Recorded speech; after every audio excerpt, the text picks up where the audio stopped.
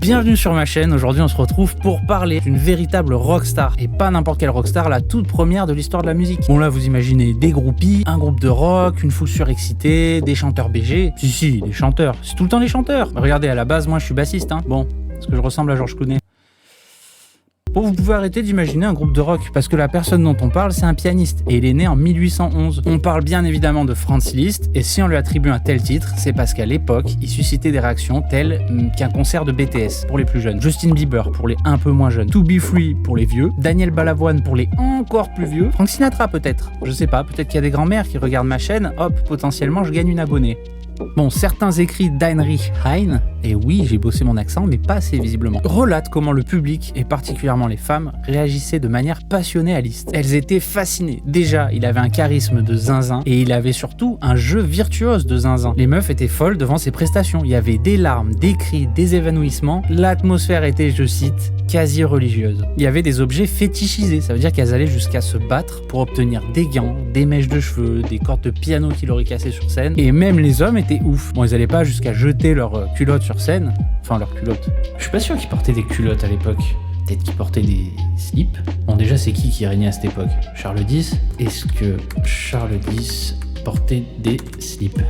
Le baf, t'as une vidéo en cours, hein, au cas où. Ouais, sacré phénomène, hein, ce Liszt. Bon, attendez, je sens que j'ai posé un suspense. Le slip a été inventé en 1930. Voilà, à l'époque, ils avaient des caleçons longs. De rien. Heinrich, il a carrément créé une expression pour désigner l'adoration autour de ce pianiste, la listomanie. Un peu comme Elvis avec l'Elvismania. L'hystérie est totale. On parle quand même de crise d'émotion incontrôlable chez ses admiratrices. Bon, Heinrich, c'est un écrivain, donc on pourrait se dire, il y avait une certaine exagération, un certain lyrisme dans ses écrits. Mais que nenni, c'est loin d'être le seul à en parler de cette manière. George Sand, célèbre romancière, que tout le monde connaît parce qu'on a tous suivi nos cours du collège. C'est moi qui dis ça. Et mes parents vont voir la vidéo et vont dire, mais toi tu suivais tes cours, toi? Fous de la gueule de qui? C'est vrai. Même cette célèbre romancière qui traînait dans les salons parisiens d'époque en même temps que Franz Liszt, elle disait qu'il avait un effet magnétique sur les gens. George Sand, qui a inspiré Explorer sur l'album de Muse qui s'appelle Second Law. Je pose ça là, vous en faites ce que vous voulez. Puisqu'on parle d'artistes qu'on a inspiré d'autres, et Listomania, c'est un des titres du groupe Phoenix. Je sais pas si vous connaissez Phoenix. Bon, ils servent de ce terme-là pour désigner l'hystérie collective que peut provoquer certains artistes. Moi, je vois bien. Quand je marche dans la rue, les filles arrivent même pas à me regarder tellement elles sont impressionnées, donc... Ouais, ou alors c'est parce que t'es moche. J'ai rien entendu. M'en fous. Méchant, va. Puisqu'on parle de Liszt depuis tout à l'heure, faudrait quand même arriver à mettre un petit son sur ce nom. Donc je vous fais écouter tout de suite Liebestrom, qui veut dire rêve d'amour. Quel BG.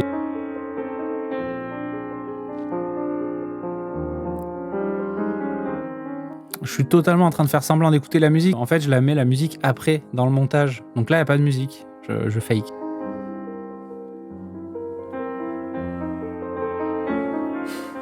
Franchement, c'est trop beau. Mais j'ai envie de jeter mon slip sur scène. Enfin, mon caleçon long. Franchement, c'est une de mes pièces préférées de cette période. Ça et les trios de Schubert. Et les nocturnes de Chopin. Puis les symphonies de Beethoven. Ah, puis l'ouverture de Roméo et Juliette de Tchaïkovski. Debussy. Et non, c'est faux. Debussy, c'est la période post-romantique. Et si tu sais pas, c'est que t'as pas vu ma vidéo sur John Cage. T'as pas vu ma vidéo? T'as à l'œil, mon petit pote. En tout cas, vous l'aurez compris, c'est une période florissante musicalement. Et vraiment, il y a un paquet de dingueries qui sort à cette époque. Et pourquoi? Parce qu'on est en plein dans la période romantique. Et la période romantique, c'est vraiment une belle période.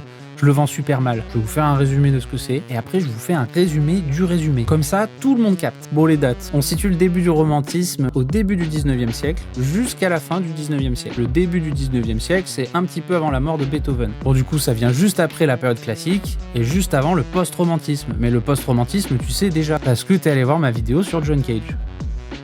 Et je parle bien de musique, parce qu'en fait, le romantisme, suivant les arts qu'on choisit, en fait, ça va pas être les mêmes dates. Et des fois, sur la même période, mais d'un art qui est différent, on va avoir 50 ans d'écart. Bon, la période romantique, c'est quoi? Non, parce que nous, on connaît le romantisme qui est lié à l'amour, alors c'est pas sans lien, mais c'est pas vraiment ça. En fait, au 18e, c'est dérivé de roman, et on parle de romantique pour désigner tout ce qui est romans de chevalerie médiévaux, avec leurs histoires d'aventure, de mystère et de sentiments forts. Sentiments forts, c'est d'ailleurs ce qu'il faut retenir dans cette histoire. En gros, ça évoque un monde imaginaire, souvent rempli de mélancolie, différent du coup du monde réel et rationnel. Au fil du temps, le sens s'élargit et le terme commence à désigner tout ce qui suscite l'émotion, la sensibilité et l'imagination. Et vu que le mouvement romantique est venu en opposition au classicisme et au rationalisme du siècle des Lumières, du coup on utilise le terme romantique parce que eux valorisent tout ce qui touche l'émotion, l'intuition, la liberté et l'expression de soi plutôt que la raison, la logique et les règles. Au final, l'amour c'est un sentiment fort et intense que tu vas retrouver dans le romantisme, mais c'en est qu'un seul parmi beaucoup d'autres. En fait, dans le romantisme, tu vas retrouver la joie, la colère, la tristesse et plein d'autres sujets comme la mort, l'histoire ou le surnaturel. Pour résumer en quelques lignes, on peut dire que c'est le moment où l'art commence à se détourner des sujets traditionnels qui sont à ce moment-là, et ce depuis longtemps, la religion, la mythologie classique et la royauté, pour se concentrer davantage ce qu'ils ressentent au fond de leur petit cœur. L'être humain et son intériorité, les émotions, les sentiments, les passions, les rêves, les angoisses, tout ce qui touche les aspirations de l'être humain, le moi. Et c'est pour ça que c'est la période préférée de beaucoup de gens. Non, parce que par exemple, si on prend Orelsan, en fait ça touche énormément de gens, parce qu'en fait il parle de choses que tout le monde connaît, des choses dans lesquelles on peut se retrouver, ça nous fait un point d'attache. Avec le romantisme, c'est pareil.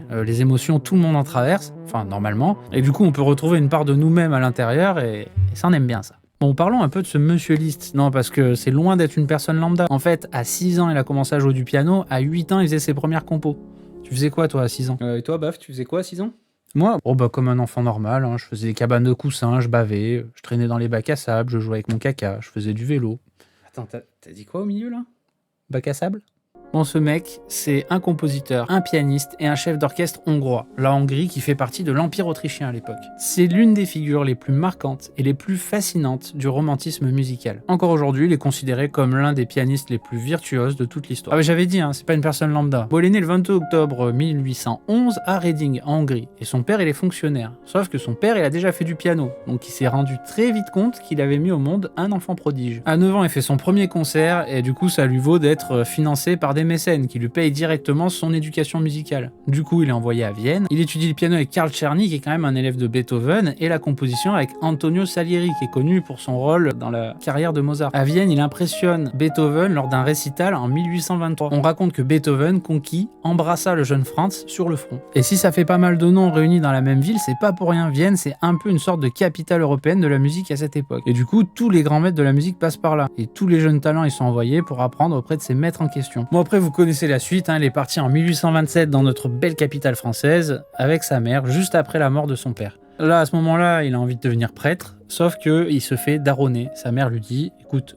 fiston, t'arrêtes tes bullshit ». Et c'est là qu'il fréquente les salons parisiens. En gros, c'est des cercles d'intellectuels et d'artistes, et puis il y rencontre pas mal de grandes personnes, comme Hector Berlioz, Paganini ou encore Chopin. Pour ne citer que les musiciens, parce qu'il y a vraiment de tout. Oh, pour les gens de Lyon, on pourrait appeler ça la Croix-Rousse, hein. Du coup, il abandonne l'idée un petit moment. Bon, pour ceux qui connaissent pas Paganini, vous méprenez pas, ça n'a rien à voir avec les albums où il faut coller des cartes de foot France 98. Non, ça c'est Panini. Paganini, c'est le nom d'un violoniste ultra influent dans l'histoire de la musique. Et ça n'a rien non plus à voir avec Florent Pagny.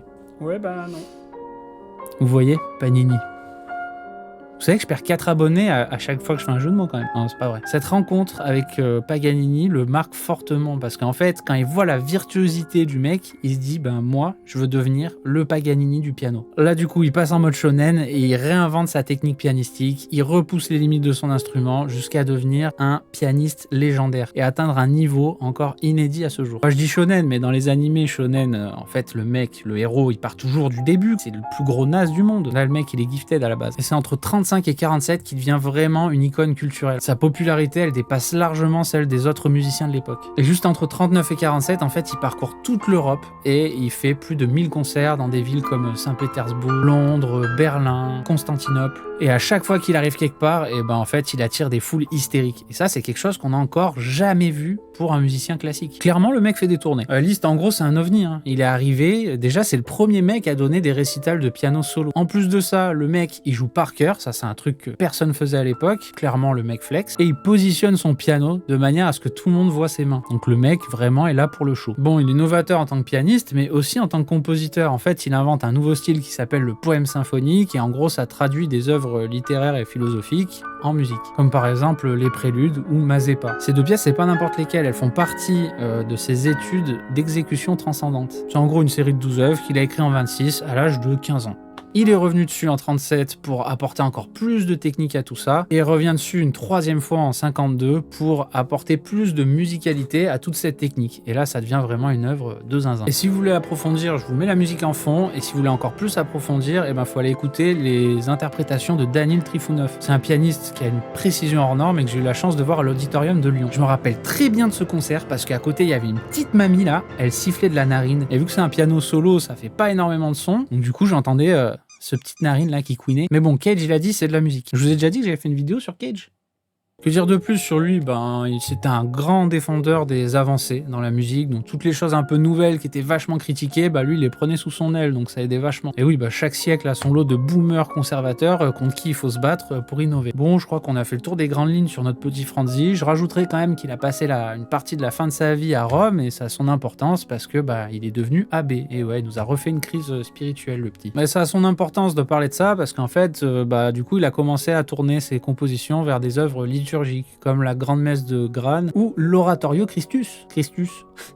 Rigolo ce mot. Et oui, c'est devenu l'abbéliste de course.